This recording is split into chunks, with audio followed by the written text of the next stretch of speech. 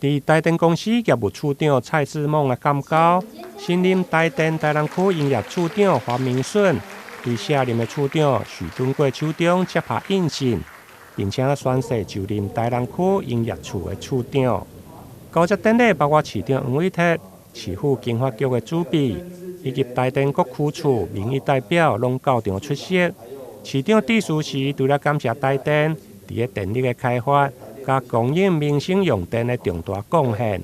另外，伫台南的绿能发展更加是全国第一，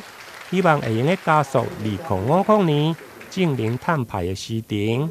我们很谢谢台电在这些年来对于电力开发、对于整个电力协助以及对于民生这么重大的贡献。而我们台南在发展绿电上也是全国第一。那大家知道 COP27 去年是 COP26 气候变化公约在今年度第27届年会里面就有接触了很多对于绿能发展的一个重大这个进程。那我们知道要确立在2050年净零碳排的时候，我们就必须要有一个国际社会必须要尽的责任，而台南市努力在尽这个方面的责任。感谢台电这些年来的全力的支持。而新卸任的2位处长对着未来南科、甲沙仑科学城双引擎中心的供电可靠度、甲绿能的并网容量，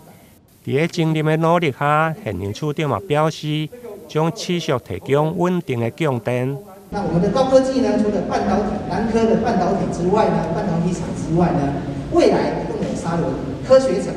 这样子的双引擎的一个都市呢，在全世界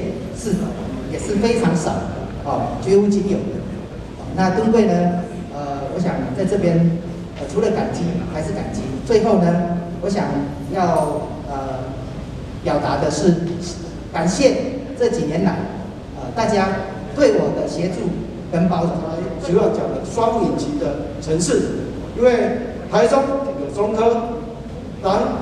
台南有南科，所以这个是一个非常重要的那个都市。所以在这边呢，我是希望呢，对台南整个的企业跟厂商还有用户呢，